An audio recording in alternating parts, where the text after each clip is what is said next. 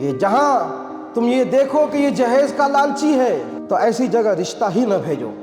جہیز کی نمائش، جہیز کا ڈیمانڈ، بے پردگی، گانے بجانے، آتش بازی، بارات، لڑکیوں والوں کی طرف سے دعوت کا سلسلہ، یہ سب بند ہونا چاہیے۔ تو مکتب کا بنانا، مکتب کا چلانا، چھوٹے بچوں کو تعلیمی اعتبار سے ٹھوس مضبوط کرنا، پھر بچہ بڑا ہو جائے تو ملک میں اس کی ضرورت ہے۔ یوپی کے ضلع بیرلی میں جمعیت علماء کی طرف سے ایک بہت اہم فیصلہ لیتے ہوئے محلہ باس منڈی استھت لال مسجد کو مسجد نبوی کی شکل دینے کی بات طے ہوئی۔ اس میں ایک مکتب کھول دیا گیا ہے جس میں بچیوں کو باقاعدہ اسکولوں کی طرح پڑھایا جائے گا اور ڈریس میں آئیں گے۔ 5 معزز لوگوں کی ایک کمیٹی بنا دی گئی ہے جس کا کام غیر شرعی رسموں کے چلن کو سمجھا بجھا کر ختم کرانا ہوگا۔ شادی بیاہ کو آسان کیا جائے گا۔ یتیم بچوں کو اپنے خرچ سے پڑھانے کی ذمہ داری سنبھالیں گے۔ بیواؤں کو ہر ماہ 1000 روپے خرچ دیں گے۔ یہ وہی مسجد ہے جہاں پچھلے دنوں ایک مثالی نکاح بغیر دہیج کے ہوا تھا، جس کے بعد دلہن کو اس کے گھر سے چند مہیلائیں بغیر کسی کھانے کے ودا کرا کر لائی تھیں۔ آئیے آپ کو بہت نیک مقاصد کے مقصد سے کی گئی اس محفل میں لیے چلتے ہیں، سنواتے ہیں کہ علماء کرام کیا کہہ رہے ہیں۔ میں آپ کو اطمینان دلاتا ہوں کہ جس مقصد کے لیے آپ کو یہاں جوڑا گیا ہے اس مقصد پر عملاً آپ نے کام شروع کر دیا تو خدا کی قسم ہم سب کی نجات ہو جائے گی۔ مجھے اتنا یقین ہے، اللہ کی ذات سے اتنا اعتماد ہے کہ جس فکر کے لیے ہم نے آپ کو یہاں جمع کیا ہے اپنے بڑوں کے تقاضے پر، میں سمجھتا ہوں کہ ہم کبھی ناکام نہیں ہو سکتے۔ تو وہ فکر کیا ہے؟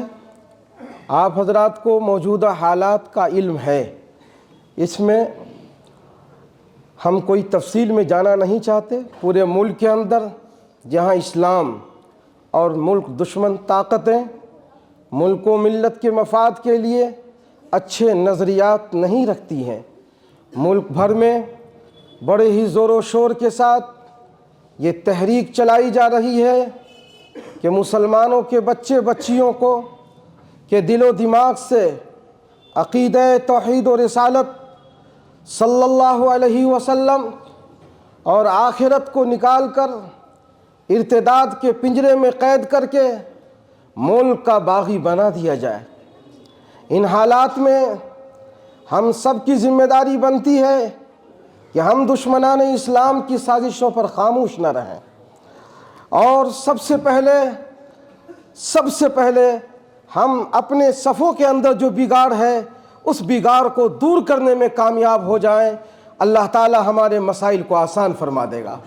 وَأَنْتُمُ الْأَعْلَوْنَ إِن كُنتُم مُؤْمِنِينَ، فرمایا کہ تم ہی سربلند رہو گے اور تم ہی کامیاب رہو گے، شرط یہ ہے کہ تم پکے سچے مومن ہو جاؤ۔ وَكَانَ حَقٌّ عَلَيْنَا نَصْرُ الْمُؤْمِنِينَ، وَكَانَ حَقًّا عَلَيْنَا نَصْرُ الْمُؤْمِنِينَ، ہم تمہاری ہی مدد کریں گے، شرط یہ ہے کہ تم سچے اور پکے مومن بن جاؤ، تم غمزدہ نہ ہو۔ ان تنصر اللہ ینصرکم ویثبت اقدامکم، تم ایک قدم بڑھاؤ، دیکھو ہم تمہاری مدد کرتے ہیں کہ نہیں۔ ہم نے اللہ اور اس کے رسول کی تعلیمات سے قدم کھینچ لیا ہے، ارادہ کرو کہ انشاءاللہ ہم قدم آگے بڑھائیں گے۔ یہ فکری اجتماع ہے، یہ اجتماع صرف جلسوں اور تقریر اور بیان کا نہیں ہے، ایک فکر کے تحت، ایک سوچ کے تحت پچھلے 3 سال میں یہ فکر بنائی گئی تھی، عملی جامہ نہیں پہن سکا، اب 1 مہینے سے یہ فکر ہو رہی تھی۔ اللہ کا فضل ہے، جس فکر کے تحت جس انداز میں جوڑنے کا خواب تھا وہ پورا ہوا۔ اللہ تعالی ہم سب کا حامی اور ناصر ہو۔ دوستو، یہ حقیقت ہے کہ مسئلہ اسلام کی حفاظت کا نہیں، اب خود کی حفاظت کا مسئلہ درپیش ہے۔ آپ اسلام کی حفاظت نہیں کر سکتے، اپنی حفاظت کر لیجئے، اسلام کی حفاظت ہو جائے گی۔ میرے دوستو اور ساتھیوں، اٹھ کھڑے ہوئیے اور اپنے صفوں سے خرابیوں اور برائیوں اور بگاڑ کو دور کیجئے، اور ہر ممکن کوشش کیجئے کہ اپنے بچیوں کو غلط ماحول سے بچا کر ان کے دین و ایمان کی حفاظت کے لیے انہیں مکتب اور مدرسے سے ضرور جوڑیں گے انشاءاللہ۔ دوستو، خاص طور سے تقریبات، شادی بیاہ کے موقع پر ہونے والی خرابیاں جیسے جہیز کی نمائش، جہیز کا مطالبہ، ہمارے قائد ملت مولانا سید محمود اسد مدنی دامت برکاتہم العالیہ فرماتے ہیں اس جگہ پر میں ان کی عبارت کوٹ کروں گا کہ جہاں تم یہ دیکھو کہ یہ جہیز کا لالچی ہے، جہیز کا لالچی ہے، تو ایسی جگہ رشتہ ہی نہ بھیجو، اور ایسی جگہ رشتہ ہرگز مت کرو۔ اگر ذرہ برابر اس کے دل میں لالچ ہے، طمع ہے، تو ایسی جگہ رشتہ مت کرو۔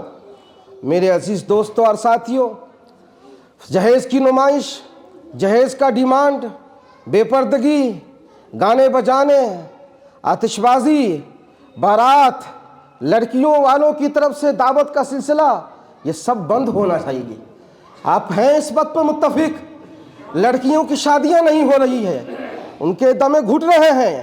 آج 50-40 کار لے کر کے دوسروں کے دروازے پر پہنچتے ہیں، غریب لڑکیوں کا گھر راستے میں پڑتا ہے، ان کا دل پھٹا کا پھٹا رہ جاتا ہے کہ کاش کہ میرے باپ باپ کے پاس پیسہ ہوتا تو آج اسی طرح بارات ہمارے دروازے پر آتی۔ ان برائیوں کو دور کیجیے اور شادی کو اللہ کے لیے آسان کیجیے۔ شادی کو مشکل مت بنائیے، شادی کیجیے لیکن اللہ سے ڈریے، شادی کریں لیکن اللہ سے ڈریں۔ سنیے مقصد کیا ہے؟ فرمایا آج کا ہمارا آپ کا مل جل کر بیٹھنا یہ صرف نشستن خوردن برخاستن تک محدود نہ ہو کہ آئے کھایا بیٹھا سنا چلے گئے۔ نہیں دوستو، برا مت مانیے گا، میں آپ سے بہت محبت کرتا ہوں، بے انتہا محبت کرتا ہوں۔ مولانا منظور نعمانی رحمۃ اللہ علیہ کی فکروں کو سامنے رکھ کر کام کرنے کا جذبہ رکھتا ہوں، اپنے اکابر علماء حق کی فکر کو سامنے رکھ کر ان کی سوانح ان کی زندگی کا مطالعہ کر کے کام کرنے کا جذبہ رکھتا ہوں۔ تھوڑا سا زاویہ بدلیے، ساتھ دیجئے، اللہ تعالیٰ جو ہے آپ کو مایوسی سے نکال کر امید کے اندر تبدیل فرما دے گا آپ کے معاشرے کو۔ آج ہم سب مل کر یہ فیصلہ کر کے اٹھیں کہ انشاءاللہ اپنی ہر مسجد کو مسجد نبوی کا نمونہ بنائیں گے۔ ہماری مسجد پارلیمنٹ ہاؤس بنے۔ ابھی دعوت دینے میں ایک ذمہ دار ساتھی سے گیا، سید اکرام حسین صاحب تشریف رکھتے ہیں۔ آپ نے بھی کہا، مولانا ابو طالب رحمانی صاحب کی بات بھی میں نے سنی، میں اس بات سے اس عبارت سے بڑا متفق رکھتا ہوں۔ مسجد سے غریبوں کے لیے اسکالرشپ کا، غریبوں کے لیے جو ہے وظیفہ جاری کیا جائے۔ آپ کمیٹی بنائیے، صرف یہ نہیں کہ تقریر بیان، بلکہ مسجد کو آپ مسجد نبوی کا اگر نمونہ بنا رہے ہیں تو یہ کمیٹی کا کام یہ ہوگا کہ غریبوں کے لیے وظیفے کا انتظام کیا جائے۔ غریب بچہ اگر محلے کے اندر کوئی موجود ہو تو ان بچوں کے لیے اسکالرشپ کا انتظام اس مسجد سے کیا جائے، اور اگر محلے کے اندر کوئی بیوہ ہے تو ان بیوہ کو 1000 روپے کم سے کم اس مسجد کی کمیٹی، یہ کمیٹی جو ہے وہ وظیفہ بھی محبت سے پیار سے عنایت کریں۔ صاحب قاسمی حفظہ اللہ، ان سے انتہائی ادب و احترام کے ساتھ درخواست کرتا ہوں کہ تشریف لائیں۔ بسم اللہ الرحمن الرحیم۔ فقد قال اللہ تعالی فی الکلام المجید والفرقان الحمید، فاعوذ باللہ من الشیطان الرجیم، بسم اللہ الرحمن الرحیم۔ ربنا آتنا فی الدنیا حسنہ وفی الآخرۃ حسنہ وقنا عذاب النار۔ صدق اللہ مولانا العظیم۔ ابھی بہت دیر سے آپ مکتب کی بات سن رہے ہیں، اور سچی بات یہ ہے کہ جس بزرگ کو آپ دیکھیں گے، حضرت خواجہ معین الدین چشتی اجمیری رحمۃ اللہ علیہ کو آپ پڑھیں، حضرت بابا فرید گنج شکر کو آپ پڑھیں، حضرت نظام الدین اولیاء رحمۃ اللہ علیہ کو، جتنے لوگ آپ کو ملیں گے سب کی زندگی میں مکتب کا نظام ملے گا، سب کے یہاں۔ میاں جی نور محمد جھنجھانوی رحمۃ اللہ علیہ تشریف لے گئے حج میں، اور یہ ارادہ فرمایا کہ مکہ مدینہ منورہ میں قیام کریں گے۔ ایسا بہت سے بزرگوں کے ساتھ ہوا ہے کہ انہوں نے ہجرت کی نیت سے مدینہ طیبہ گئے اور قیام کا فیصلہ کیا، لیکن جناب رسول اللہ صلی اللہ تعالیٰ علیہ وسلم نے انہیں خواب میں یہ اشارہ اور حکم فرمایا کہ آپ اپنے ملک واپس جائیے اور میری ختم نبوت کی حفاظت کیجیے۔ تو عقیدہ مضبوط کیسے ہوگا، ایمان مضبوط کیسے ہوگا؟ ظاہر ہے جب چھوٹے چھوٹے بچے بنیادی طور پر ان کے سامنے بلکہ ماں کی کوکھ سے ماں کی گود تک، اور پھر ماں کی گود سے استاد کی درسگاہ تک، آپ دیکھتے ہیں نا کہ بچہ پیدا ہوا تو معلوم ہے صاحب 5 پارے کا حافظ ہے، تو 5 پارے کا حافظ کیسے ہوا؟ ماں حافظہ تھی اور پڑھتی رہتی تھی، تو اس کا اثر بچے پہ ہوا کہ بچہ 5 پارے کا 10 پارے کا حافظ۔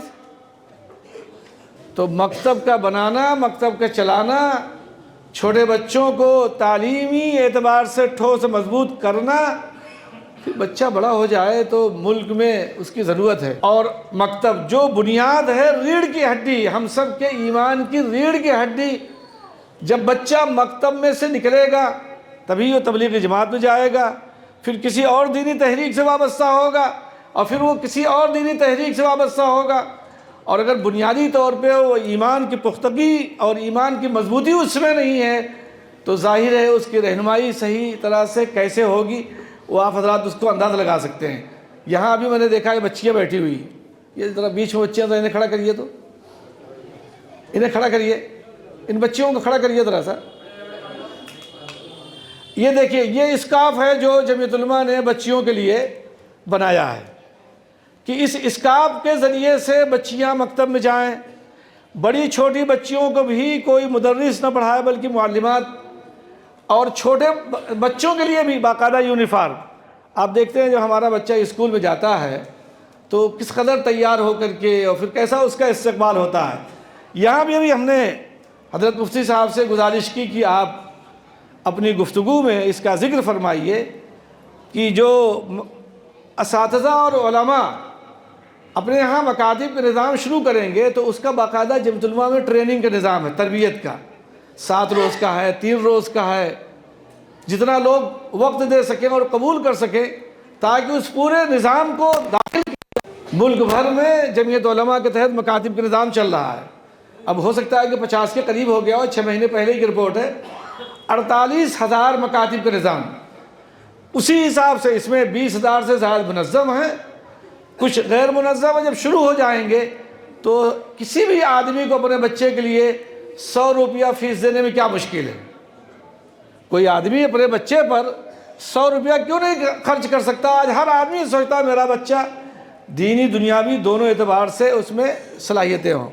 تو میری آپ سے گزارش ہے کہ اب بہت بہت مبارکباد کے مستحق ہیں اہل بریلی، اور پھر جمعیت علماء کے لوگ، بریلی جمعیت علماء کے احباب، کہ انہوں نے سب حضرات کو جوڑا اور جوڑ کر کے آج کا یہ اجتماع کیا، اور اس میں 2 موضوع خاص۔ بے پناہ بچیاں ہماری ضائع ہو رہی ہیں، ان کی تفصیل کی ضرورت نہیں، ہم لوگ خود سمجھتے ہیں۔ اپنی بچیوں کو بچائیے، اپنے بچوں کو بچائیے، عقیدے کی پختگی اور ایمان کی مضبوطی پہ ٹھوس کام ہمیں کرنا ہے۔ الحمد لله نحمده ونستعينه ونستغفره ونؤمن به ونتوكل عليه ونعوذ بالله من شرور أنفسنا ومن سيئات أعمالنا، من يهده الله فلا مضل له ومن يضلل فلا هادي له، ونشهد أن لا إله إلا الله وحده لا شريك له، ونشهد أن سيدنا وحبيبنا وسندنا وشفيعنا وإمامنا ومولانا محمد صلى الله تبارك وتعالى عليه وعلى آله وأصحابه وذرياته وبارك وسلم تسليما كثيرا كثيرا.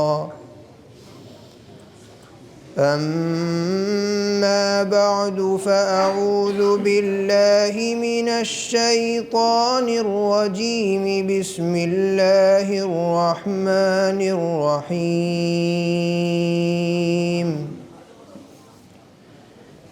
إن الدين عند الله الإسلام. صدق اللہ مولانا العلی العظیم۔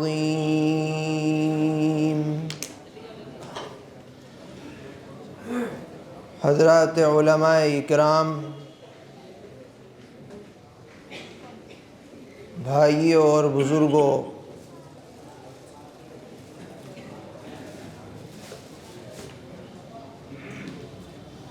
ہم سب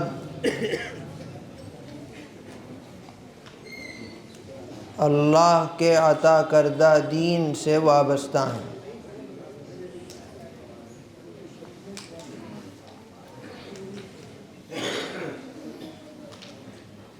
یہ جو دین ہم کو ملا ہے،